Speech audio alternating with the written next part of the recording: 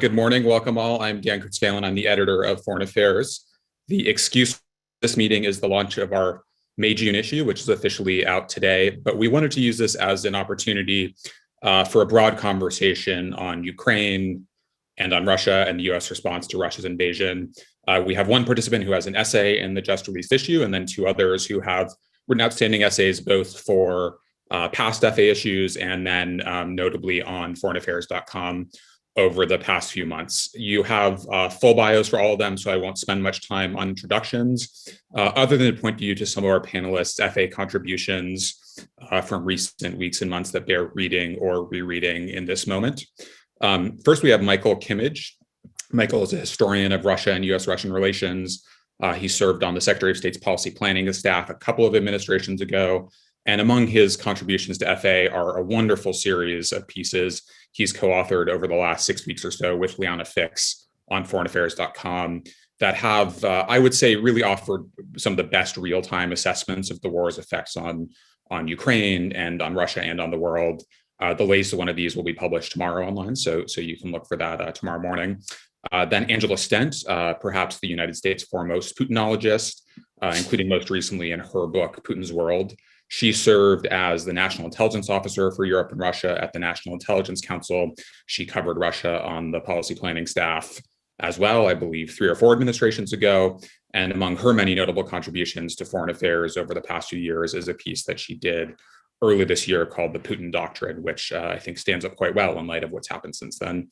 And last but not least, Bob Kagan, well known to FA readers for his essays on the past and present of American foreign policy going back to the mid-90s or so. He will soon release the much anticipated second volume of a trilogy on the history of America's relationship with the world. This follows up on Dangerous Nation.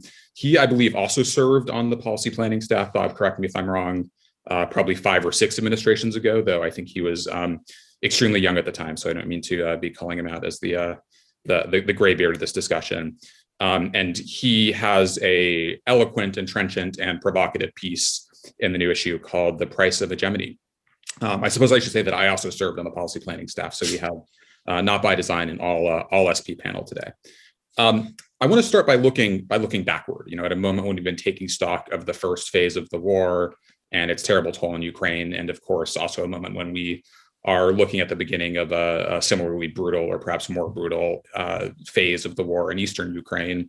I think it's a good moment to kind of step back and look at some of the assumptions and analyses that prevailed before the war started.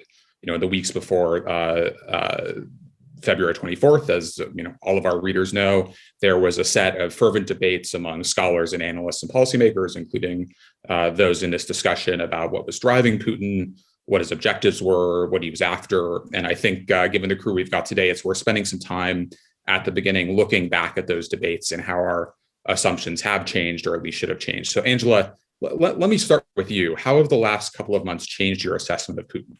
Whether that's his appetite for risk, his strategic acumen, his grasp on power.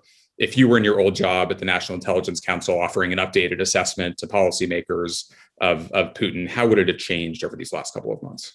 Well, I would say he's probably doing worse now than we thought he would. I mean, we knew the grievances. We knew that he wanted to extinguish, Ukrainian independence and to put a puppet government in Ukraine. And we knew that he depicted NATO, as a major threat to Russia. And we did know that this military buildup was going on. And of course, all of our military analysts told us this is not for a limited action. This is really for a major invasion.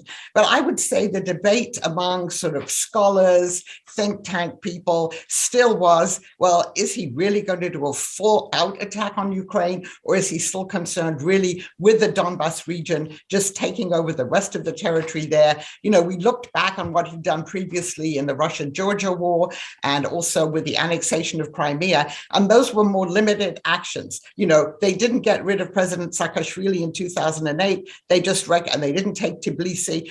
They just recognized the 2 entities in Georgia. They annexed Crimea and they began this war in the Donbas in 2014, but they didn't continue fighting. There was a ceasefire. which more or less held, although 14,000 people had died in that. And so we look at the treaties that were presented to the US and NATO, and there was this debate, are they serious about negotiating with these treaties? We, the United States, took it seriously. Our European allies did. We sat down, we had these discussions.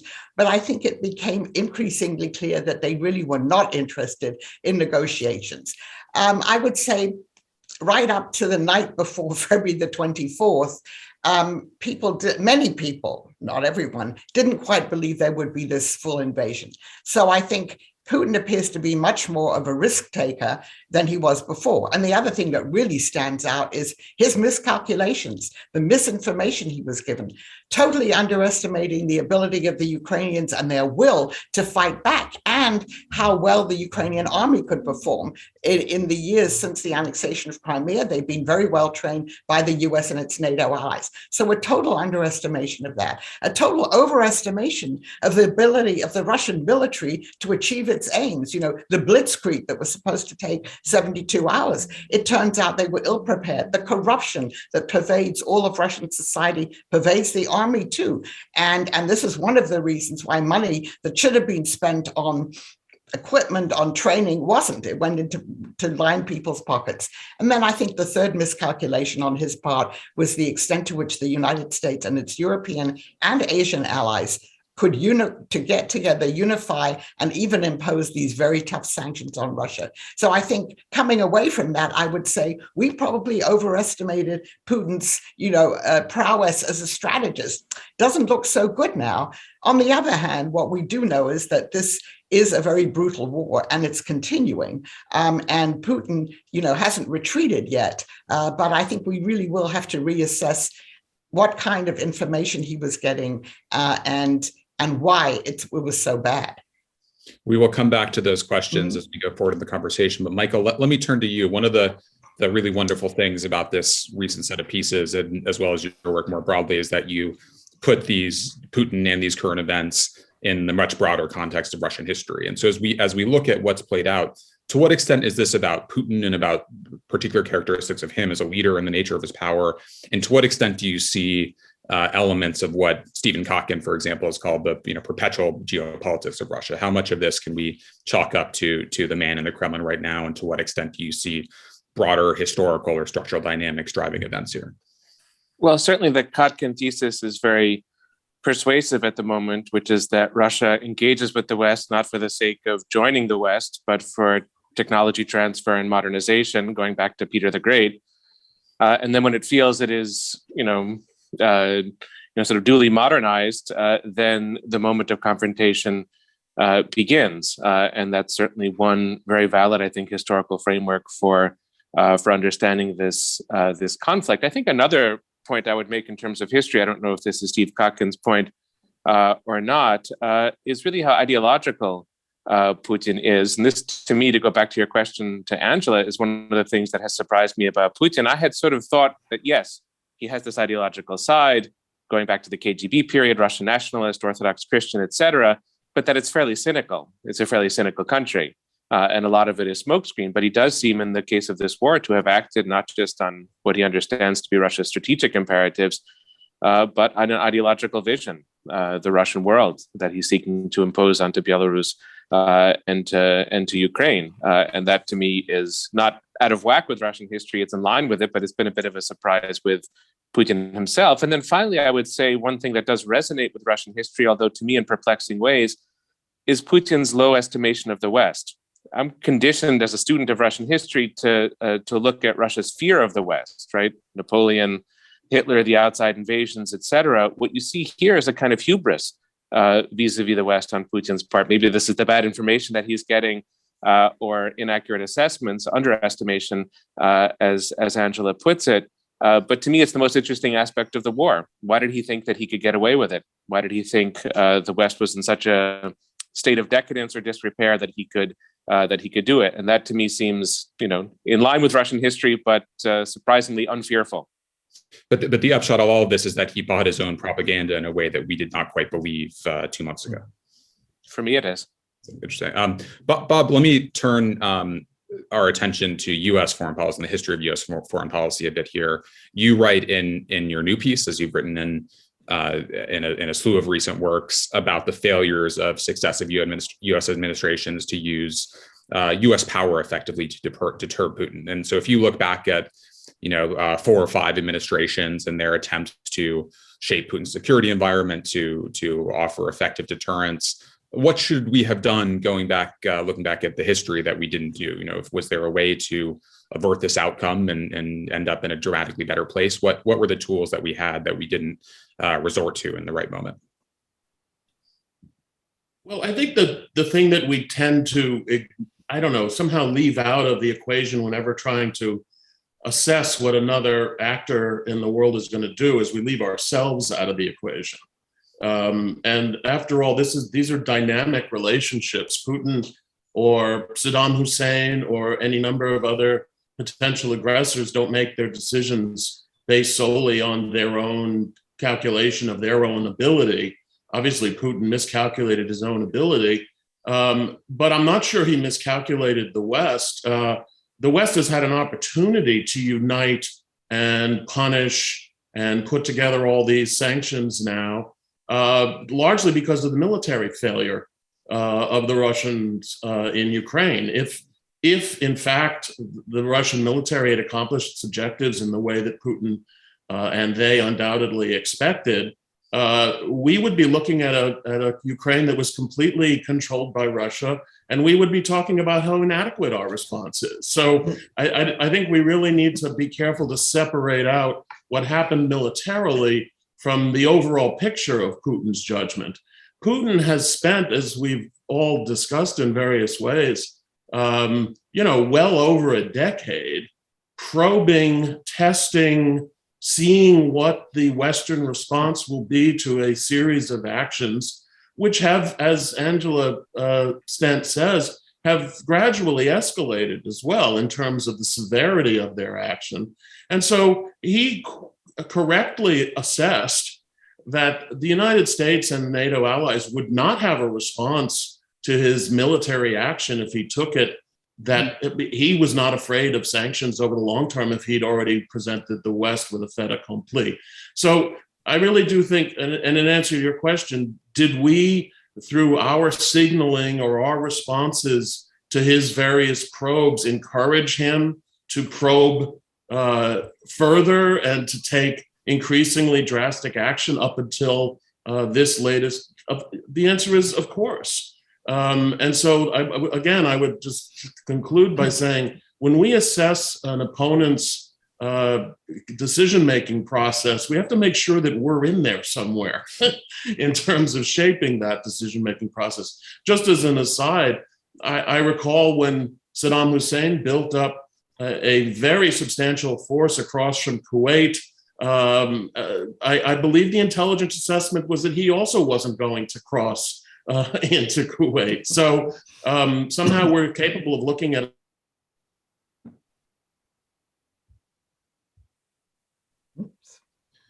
All right, we may have lost Bob for the time In any being. case, in both those cases, it was their read of the United States that led them the action that they took. All right, we lost you for a moment there, but got the key point across. Sorry, I'm just repeating myself endlessly. Got it. Okay.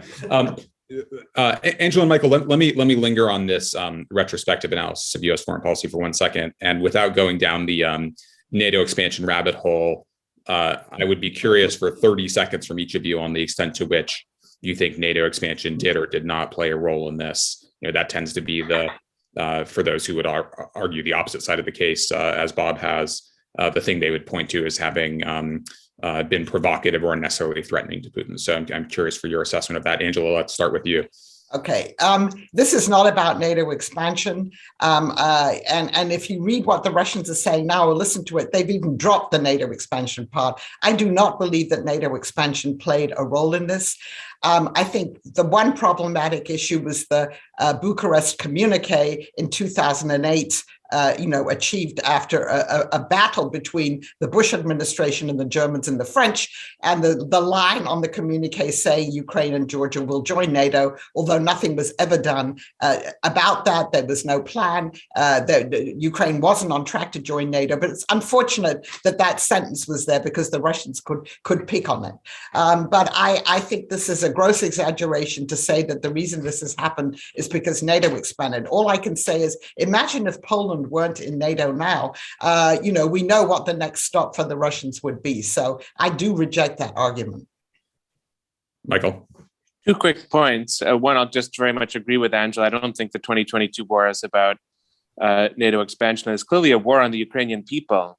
And in that sense, to explain it vis-a-vis NATO just doesn't make any sense, despite some of the rhetoric that has come from the Kremlin. So I don't think it's a causal factor in any meaningful way in the 2022 war. Where I think we may want to think retrospectively about NATO, maybe in a more critical vein, is how well NATO as a framework prepared us for this moment. And it seems like it didn't prepare us very well. Obviously, Ukraine didn't fit in NATO.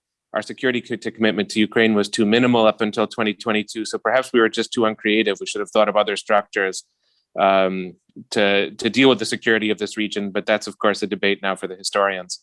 Let me press you for another 30 seconds on that. What would a more creative option have looked like, and what might that suggest as to paths we should be exploring now?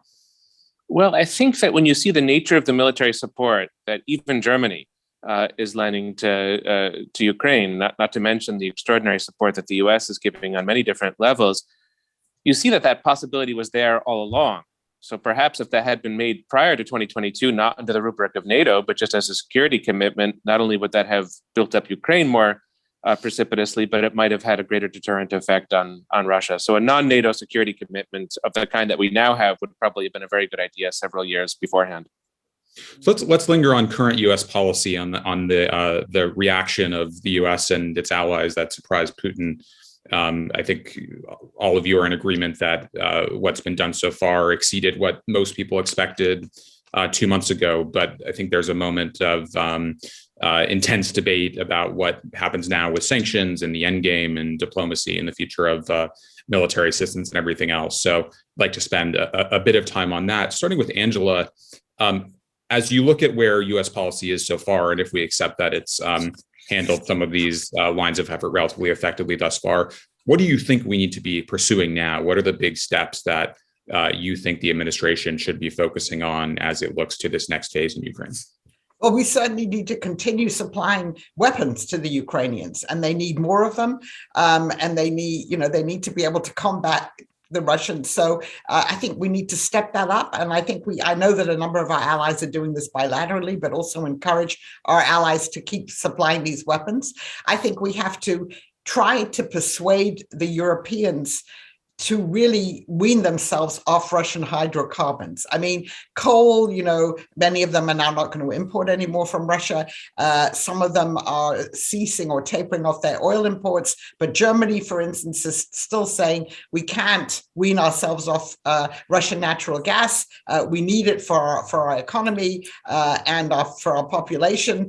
And so I think, we just have to remember those billions of dollars that go into the Russian war coffers through the purchases of its oil and gas really enable them to sustain this war and all the atrocities we've seen. So I think we should be working as much as we can with the Europeans. And then there are still some more financial sanctions, I guess, that we could impose on Russia. Again, I don't think that's going to change Putin's calculus right now, but it will put more severe strains on the Russian economy. I wish we hadn't had this debate about the fighter jets, the Polish MiGs and things like that.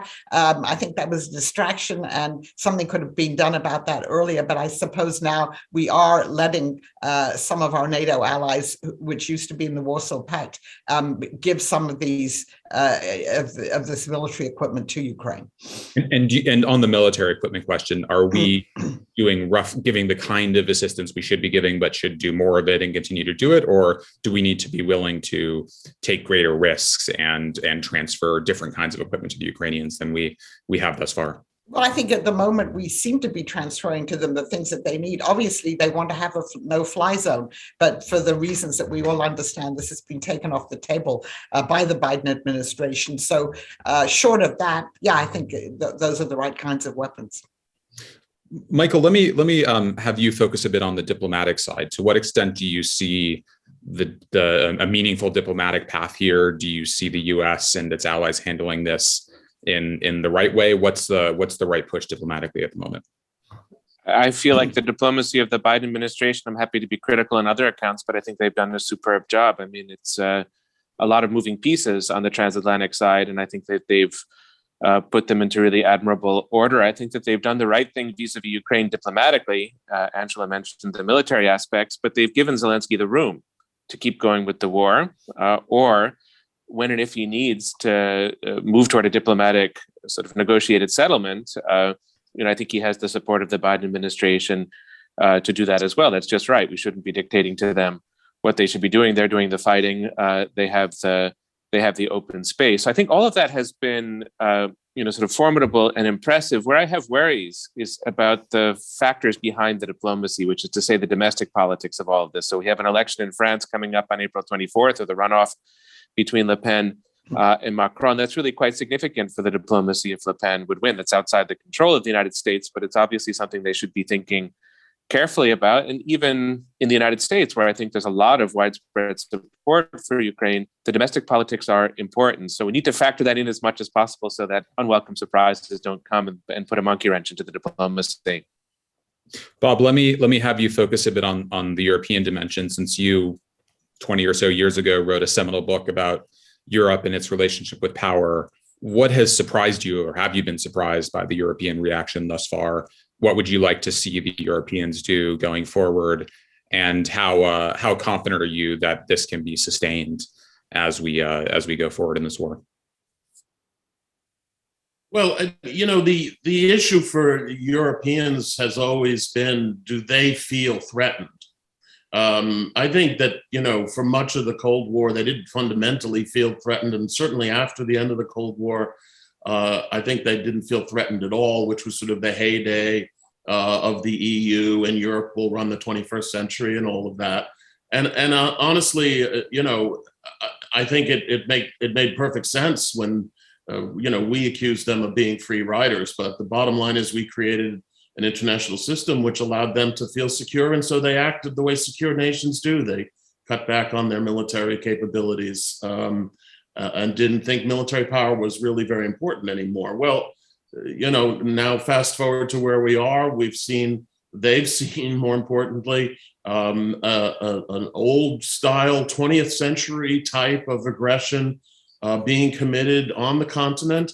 With obvious strategic implications. And even today, should Putin persevere and manage to take back what he was seeking initially, it'll be a brand new strategic day in Europe with Russia in control of Ukraine and Belarus. So this is something that does affect them directly, and they've had, it seems to me, an appropriate response. One which, we can only hope will last. But as you rightly point out, or as I think Michael pointed out, domestic opinion on both sides of the Atlantic is subject to change and fluctuation, depending on events, depending on election cycles, et cetera. And so I think we can't be too sort of complacent about where Europe is. In terms of what they ought to be doing, Angela has laid out what I think they ought to be doing in terms of their own hydrocarbon dependence. They ought to be increasing their military capacity. And certainly in Eastern Europe, you're going to see that because they're the ones who feel most directly threatened. So, the net result of all this is a reminder and a strengthening of the transatlantic relationship. But again, I think what we all recognize is that the pillars of that relationship on both sides of the Atlantic are not entirely secure and need a great deal of work. And I'll just say it's unfortunate because, of course, Biden's staff is now, deciding understandably that he needs to focus on domestic issues. But this really is also a time when American diplomatic and organizational leadership remains at a premium. And so the administration is going to have to walk and chew gum at the same time on that front. Let me, before we go to questions from members and subscribers, let me spend a bit of time with all of you on what we think the end games here might be, what we think the objective of U.S. policy should look like. Angela, let me start with you, since I think you probably can, as well as anyone, kind of understand what this looks like from Putin's perspective. Do you see, as you project forward through these next weeks of the war, any settlement that would be acceptable to Putin that would also be acceptable to Ukrainians and to the U.S. and its allies? I'm afraid it's very hard to see that. I mean, what the Russians are now trying to do, as we know, is to take the whole of the Donbass, to take Mariupol, which they probably will, although they're valiantly holding out there, the Ukrainians, and then they will have, one of Ukraine's two major ports. And I think the next thing on their sights, if they succeed in doing it, and we don't know that they will, but they're putting all their effort into that, would then be to take Odessa. That will be much tougher. But the Russian goal is to essentially cut Ukraine off from the Black Sea, to make it a landlocked country. And they might be able to achieve that. I don't know. If they did, they would then presumably only want a settlement that leaves them in control of still a large swath of Ukraine, and would make it very difficult for a future smaller Ukraine to function economically without access to the Black Sea. So it's very hard for me to see the Ukrainians accepting that as a basis for negotiation. We know what the Ukrainians have said. President Zelensky has said that Ukraine's willing to say that it will remain neutral. It won't seek to join NATO, providing it has security guarantees from the West. And that's already complicated. And then he said that he would be willing to discuss the status of Crimea and of the Donbass region. But if we're already in a situation where the Donbass has been taken by the Russians, and then more of the territory in the south there, it's very hard to see how you negotiate an agreement out of that. Michael, let me put the same question to you. Do you see any formula involving neutrality, Ukrainian neutrality, and U.S. and European security guarantees with some territorial concessions that might be a diplomatic end to this war? And then what's the alternative? The piece we'll publish from you and Liana tomorrow asks the question, what if this war never ends? What if this is a protracted low-level conflict? So sketch out those two scenarios for us. Right. I agree with Angela that some sort of diplomatic settlement seems remarkably unlikely. Of course, the atrocities committed on Ukrainian soil do not make anything easier for President Zelensky. And even beyond the atrocities, the nature of the Russian occupation and all of the territory that they've taken is just unacceptable to any leader of Ukraine. So that's the state of affairs. It doesn't mean that Zelensky wants to keep the war going indefinitely, but I see no way in which he can come to the table in the short term. So if that's true, sort of sketching out future scenarios, I would see two core objectives for U.S. policy. One is to do everything possible to sustain and preserve Ukrainian statehood and nationhood. Let's, be optimistic for a moment. If you look back over the last 8 weeks, that has not gone as badly as one might have expected on the eve of the war. It is a country that is in some respects really strengthening internally, and I think that there's a lot that the U.S. and partners and allies can do to contribute to that. And secondly, the more difficult perhaps part of the equation is figuring out a long-term Russia policy, which I would see having two components. One, which is in place already with the sanctions to inhibit the modernization of the Russian military.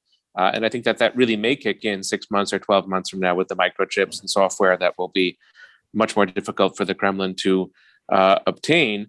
And then secondly, some kind of outreach to the Russian people beyond Putin, where it's a low probability investment, but where you would hope for a better future there. Since you asked earlier about diplomacy, I think the Biden administration could be doing a little bit more. They made a gesture in the speech in Warsaw, but it all got overtaken by that ad-lib remark at the end. So there could be a little bit more long-term investment in a post-Putin Russia and sort of containment style. We could weave that into the policy at the present moment.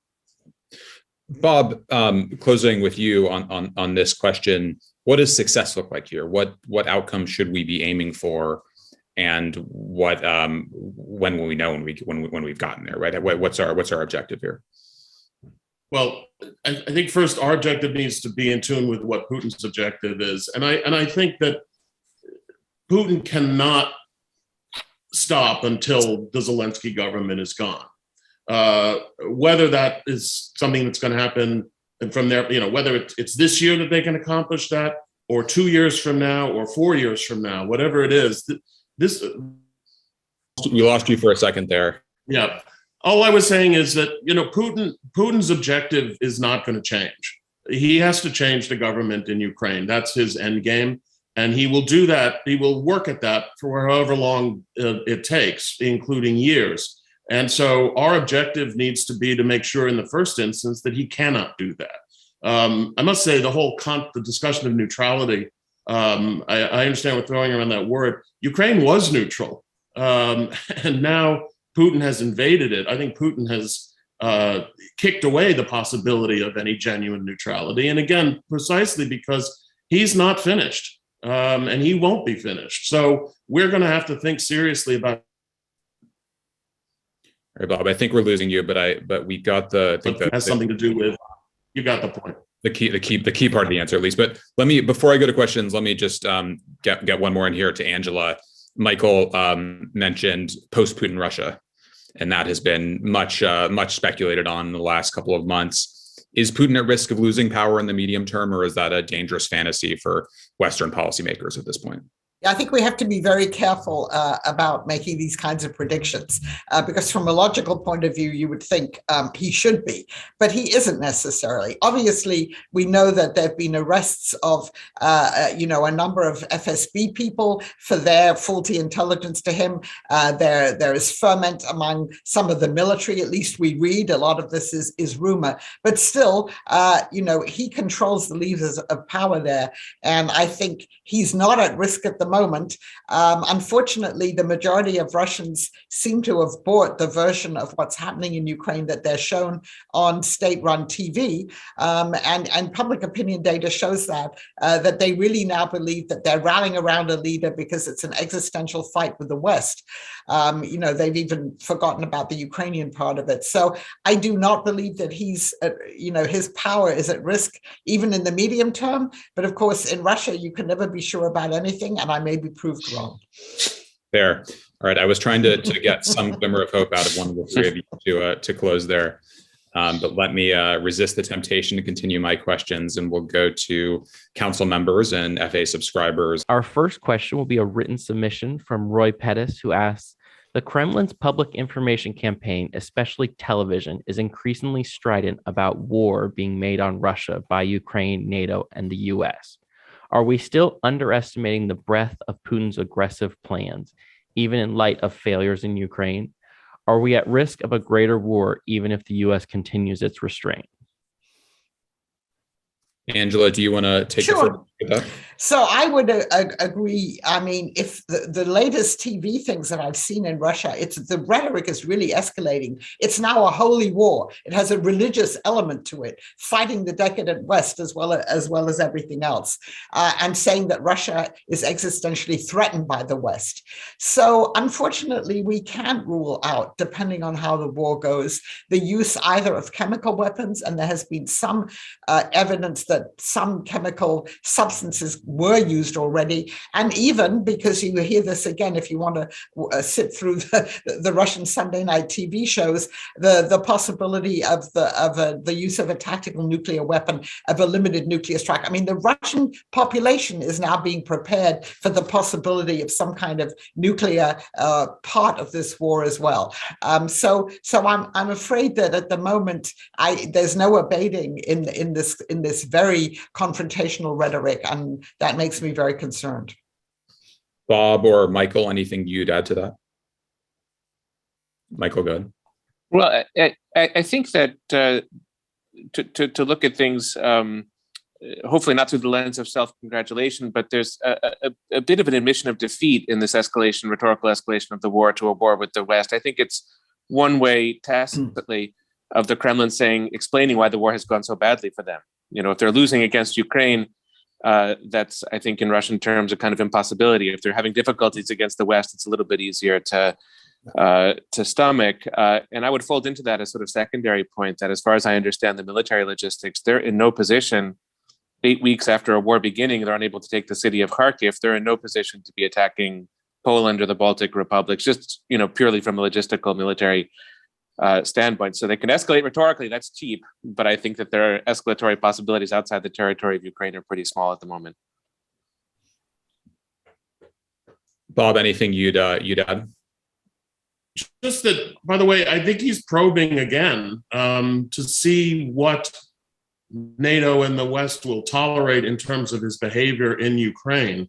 I think it's pretty clear, by the way, that he is averse to NATO involvement in the sense that he is making a lot of rhetorical noise, but I would say he's being, maybe it's because he has no choice, as Michael suggests, but I think that he certainly has the choice to levy threats. And I think he's been pretty careful about not doing anything to provoke NATO involvement, which, given the job that his military is having to deal with Ukraine, I would fully understand. So I just think, but unfortunately, he's probing to see how much the West will tolerate in Ukraine against the Ukrainian people, and I fear that he may escalate on that front, if not in a direct attack on any NATO country. Sam, let's go to the next question. Our next question will be from Jane Harmon. Please unmute your microphone. Good morning, everybody. Fascinating conversation. Bob, I miss your monthly lunch bunch things at Brookings. If you're doing them again, please put me back on the list. But my question is about Putin's timelines. There was a mention of the French election on Sunday. What happens if Le Pen wins? God forbid. She's within the margin of error, and we should be anticipating a Russian disinformation and cyber campaign to help her win. This is not new news. They've done this before, not very effectively, but they've certainly done it before. That's one timeline. Second timeline is May 9th. I don't think you mentioned it, but that's the victory day over the Nazis. Well, aren't the Ukrainians the Nazis? And what might he plan for that? And the last timeline, I shudder to think, is he trying to outlast everybody and waiting for Trump to come back in 2024 and then have our whole policy shift? Michael, do you want to start on that one? Sure. I feel like I don't have excellent answers on a lot of the hypotheticals. I mean, I think Le Pen's election would be very, very problematic. The only thing that one could hope for in the case of it is that she would be more responsible in government than she has been on the campaign trail. But I don't see beyond that what we can do about it. And I'm sure the French government is working hard on as Macron did earlier, on issues of election meddling and disinformation. But it's truly a concern. My worry when it comes to May 9th is that Putin faces a big choice now. He doesn't have enough mobilized manpower, and 200,000 soldiers was far too few to take the territory of Ukraine in the way that they had hoped to do. So if he does mobilize, that might be the day on which he does it. Instead of delivering something by May 9th, which may be difficult for them, it may be the day in which Russia turns this into an all-out sort of massive war on Ukraine, which would be a terrible outcome. And then as for Trump, I mean, I think Putin does have these kind of fantasies of the West unraveling and the U.S. being deeply at odds with itself. And it's certainly an outcome I'm sure he would welcome. But 2 years is a long time in politics, and 2 years is a very long time in war. So if that's his answer to his problems with the war in Ukraine, it's probably not a very viable one. But I'm sure it's on its mind. Angela, do you want to add anything on timelines? Sure. So I would say on May 9th, Jane, I mean, Putin is going to have to declare some kind of victory, but one can assume that by then, for instance, if Mariupol were to have fallen, that could be presented as, a triumph of victory. So some way or other, he's going to present this as a victory. But I do agree with Michael that they may also decide by then to say that this is actually a war. They've been calling it a special military operation.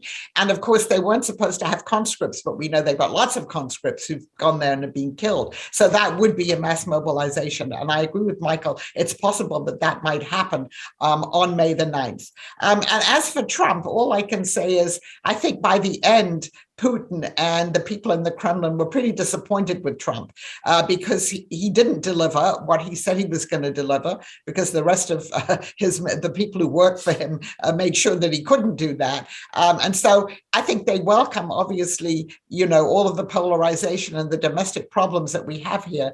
But I'm not sure that they're really waiting for that in 2024. Bob, anything to add without speculating on U.S. politics too much? Well, I would speculate on U.S. politics only to say that insofar as if anybody in Russia is paying attention, it's kind of remarkable the degree to which this invasion has created the one issue on which Republicans and Democrats agree in roughly equal numbers. So if the hope was to split America, then I would say that this was not, I'm sure he wasn't really thinking about that very much, but it certainly has had the opposite effect and forced even Trump to do a public about-face because his position was untenable even with his own movement when he was too pro-Russian. And to Angela's point, I would direct all of you to a really powerful piece that Fiona Hill wrote in our, I believe, November-December issue called The Kremlin's Strange Victory, which gets at a lot of the issues that Angela was raising. Sam, let's go to another question. Our next question is a written submission from Margaret Hoover, who asks, in a speech last week, CIA Director William Burns warned that increasing desperation could prompt Putin to launch some type of nuclear attack, calling it a threat that can't be taken lightly. Burns reminded us that Russia's military doctrine allows for the use of nuclear weapons in order to de-escalate a conventional military threat. Do you think he would escalate with nuclear weapons to de-escalate? Angela, let's go to you on this one. Well, I guess I alluded to this before. I mean, it is possible that he, would contemplate using a tactical nuclear weapon, and that's why Director Burns was quite explicit about that in a public speech. What you do have to, question is, if such a weapon were used in the region, the fallout isn't just going to be contained to Ukraine. Russia's right next door. So what the broader implications of that would be for the Russian population would be interesting to contemplate. But this has been part of Russian military doctrine for, the question about the use of a tactical nuclear weapon, that's been there for quite some time. And it's certainly been discussed, in the kind of scholarly and think tank literature in Russia. So I think you can't rule that out. Let me just follow up on Margaret's question to any or all of you. Is there something that NATO or the US should be doing now to deter the use of a tactical nuclear weapon in Ukraine that it's not doing thus far? Michael, go ahead. I would stay vague on this point. I think we all have memories of a certain comment made about red lines in Syria and difficulties that caused for the Obama administration. So sometimes not speaking can have its utility. And of course, Putin has proven cautious analysts wrong a number of times in the last 2 months. But let me just be a little bit cautious on this front. I don't see militarily what that would really change for Russia. They'd still be faced with the same problems if they were to go down this road. And I think the risk, in addition to what Angela mentions about blowback in Russia itself, is also this could really horrify the Europeans and push them further to support Ukraine or even to consider pushing back directly against Russia. So it could be counterproductive. Again, I'm not sure Putin is thinking in precisely those terms, but it could be counterproductive for him. Bob, there's two things here. One is that because so many analysts miscalculated Putin's decision to launch the invasion in the first place, we then got into this, well, he must be crazy because we didn't, he made the wrong decision. And so now we've opened up the idea that he's crazy, which I don't think there's any evidence that he's crazy at all. And secondly, I think it's right to say that Putin would have no moral qualms about using a nuclear weapon. But I think Michael's point is the key point. To what end? It does not help him take territory. You still need troops on the ground to take territory. And I just don't see how it furthers his goal other than, to bring on potentially some kind of stronger Western response, which is, I think he's shown very clearly he doesn't want to do. So while acknowledging that of course, he's capable of doing any number of things, I just think we shouldn't get ourselves too much, down that road, because I just don't see really what the military utility for him is in this situation. Sam, next question. Our next question will be from Lawrence Wright. Oh, thank you. I'd like to ask about sanctions, and it's been very impressive, the scope of the sanctions, but I wonder a little bit about the legality and morality of seizing private property. I just don't understand it. I don't, oligarchs losing their yachts, it's hard to feel pity for them, but it also strikes me as questionable, and also using the foreign reserves of Russia for reparations in Ukraine. All this, I just like to have your reaction to this, because I don't know how to think about it. Michael, let's start with you here, since you were, I believe, in government during the 2014 sanctions, so you saw an earlier version of this debate. Well, to go back to an earlier point that I made about what the goals of our Russia policy should be, I think it's really degrading the Russian war machine. That should be the core aspect of sanctions, not regime change, and maybe not some things that at times get attached to sanctions in public discussion, but I don't think should be the core of the policy. And so I think that's where sanctions are likely to be most effective, and that's where the energy should be directed. Clearly, there is a secondary sort of function of sanctions at the moment, and this is punitive. And I frankly don't know what the legal underpinnings are in that regard, but it's hard not to endorse it in the sense that it's become a rogue government. It's perhaps been that way for a long time, but it's explicitly that at the present moment. And the oligarchs are not separate from it. They're a part of the whole operation. So they are complicit with the crimes that Russia is committing on Ukrainian territory and soil. And again, this is very different from a Nuremberg trial or sort of a Hague tribunal. It is, in the spirit of your question, I think somewhat less legal than that, but it just feels right at the present moment when you look at what the Ukrainians are going through. But the moral function of sanctions to me seems less significant than the strategic function, which again is military in nature. Bob and Angela, do you see any risk of sanctions proving counterproductive, or there being blowback in terms of Russian support for Putin? Well, I think, the more the Russian public suffers, and they're beginning now, their empty shelves and, inflation and things like that, the more that they are suffering economically, they're being told it's because the West, is out to get Russia and it's all the West's fault. But at some point, this might change. I'm reading now that because of the shortage of spare parts, automobile factories, steel factories are now not able to function as well in Russia. So in the end, this will trickle down more to the population. And then you do get the question of, with any sanctions, how much do you really want to impact on the people?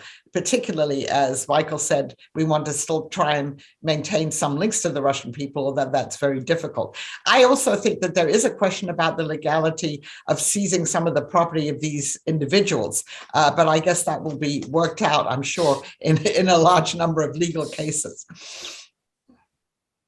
Bob, anything you'd add? Well, I mean, we're not in a legal situation. I mean, the only way international sanctions could be legal is if they were endorsed by a UN Security Council resolution. Other than that, they're unilateral or multilateral acts, but they are acts taken by sovereign nations for their own reasons. So I'm not sure what it means in this context. You might find some aspects of sanctions more troubling than others, but historically in the past, a sanctions regime was basically another version of war and conflict. So that's the world we're living in. Sam, let's do another question. Our next question is a written submission from Paul Gagnon, who says, what can be said about the behind-the-scenes role of China in the conflict? Great question. Bob, do you want to start on this? Well, I mean, I don't, I don't know what's going on. There's a lot of different stories about, what she has wanted to do. It's clear that I would say some of this, what I'm about to say, is a supposition. It may not be true, but it's a reasonable supposition that the Chinese are taken somewhat aback by the unity of the international community's response to Russia. Obviously, the international community would have a more difficult time isolating China's economy, but it's not something that hasn't happened to China before. They remember what happened to them after Tiananmen Square. So I think that ought to be a question. Then, of course, just the object lesson of watching what was supposed to be one of the world's advanced militaries have such a difficult time dealing with what should have been a walkover. I'm not hardly the first person to point out that the Chinese may also have questions about their own military capacities under these circumstances. So, but China shares Russia's broadest goals of putting an end to American hegemony in the world, putting an end to the liberal international order, and hoping to reap the benefits of that breakdown. But that is not what's on offer right now. The order is still pretty secure, so I wouldn't be surprised if the Chinese response to all this is to be a little bit cautious and to try to balance its position with Russia, on the one hand offering some suture to the Russians, I suppose, but on the other hand making it clear to the international community that they're not all in with Russia, which I think that they have tried to walk that balance.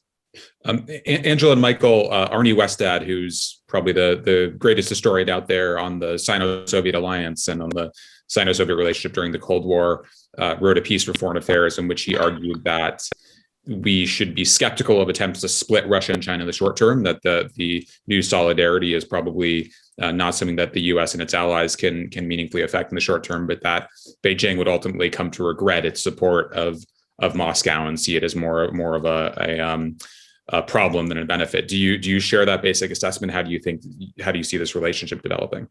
Well, first of all, Putin wouldn't have invaded Ukraine if he wouldn't have understood that he had Chinese support. We don't know what happened when they met on February the 4th in Beijing, and it's quite possible that Xi Jinping did not understand the full extent of what Russia wanted to do. But still, Russia has made its choice, and China's made its choice too for now what they call the no limits partnership. So I'm a little bit skeptical that the Chinese anytime soon are going to want to break this kind of increasingly close relationship with Russia. Interestingly, they've been doing joint military maneuvers for a number of years now. So you wonder how much that, to get back to Bob's point, the Chinese understood about how the Russian military functioned. But so far, the Chinese, in what they're saying and doing, are completely supporting the Russian line, blaming NATO and the United States for this. And even though they periodically reiterate that they believe in territorial integrity and sovereignty, and this applies to Ukraine, China's, of course, Ukraine's number one economic partner. Ukraine's part of the Belt and Road, but still, in so far in their words and deeds, they've been fully supportive of Russia. Now, at the moment, however, they are also abiding by the Western sanctions. Their large banks aren't contravening them. We're waiting to see if they do anything to help Russia avoid the sanctions. And they must also be thinking about, as Bob said, what might happen to them if they were to, invade Taiwan, what kind of the sanctions would be imposed on them, although it would be much more difficult given the economic stakes that the West has in the relationship with China.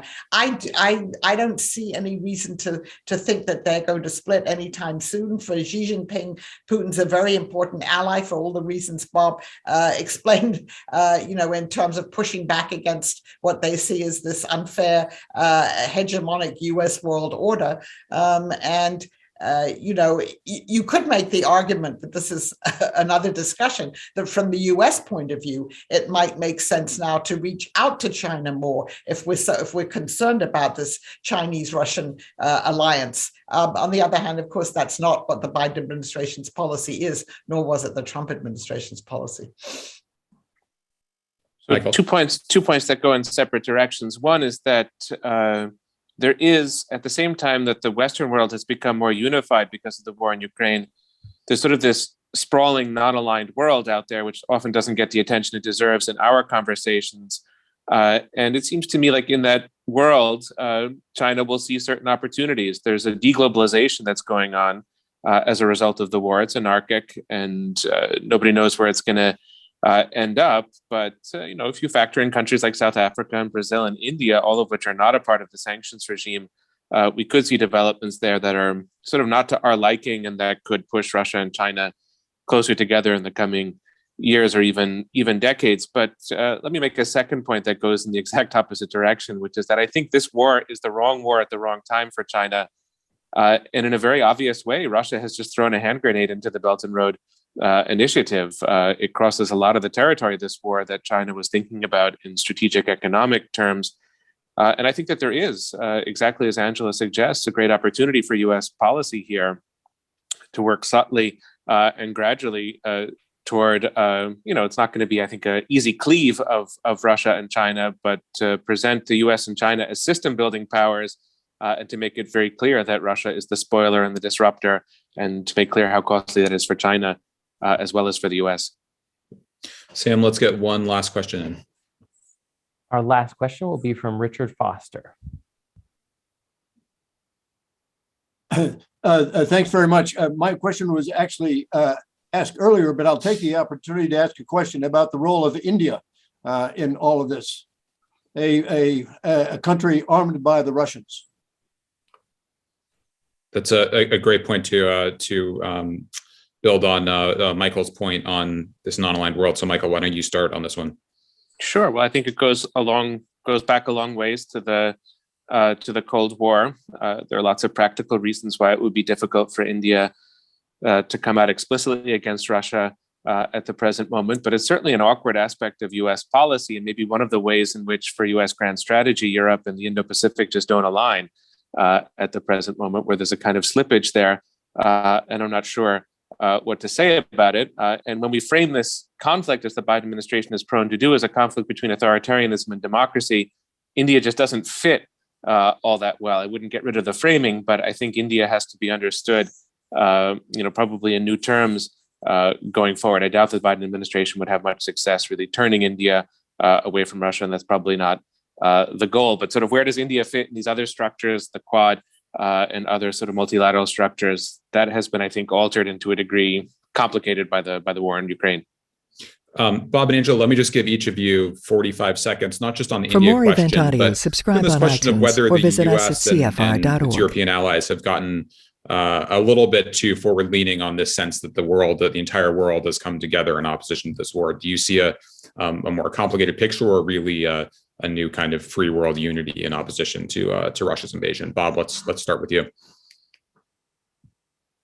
Well, obviously, it's an overstatement. There's a lot of countries in the world who probably, don't care one way or the other, and then there's ones who are conflicted, the way India is. I mean, the thing about India is it's not going to change the way India feels about China.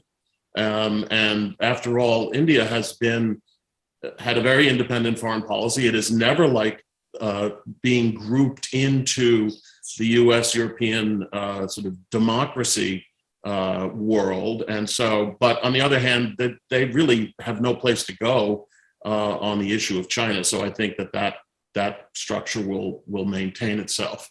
But look, in general, if you look at the critical regions of the world strategically, where the wealth is, where the populations are, where the advanced economies are, that is Japan and Korea and Australia and India on the one side, and it's the Europeans and the United States in the middle. That's a pretty formidable group. And whether that includes every country in the world and where South Africa is, frankly, is not the most important question. What you really do have is the overwhelming percentage of the global GDP. And as I say, that's a very formidable group. That is what makes up this liberal world order. And for those purposes, I think it's perfectly reasonable for the Biden administration to characterize the things as they are. You couldn't have characterized things more clearly in World War II either. That was a very complicated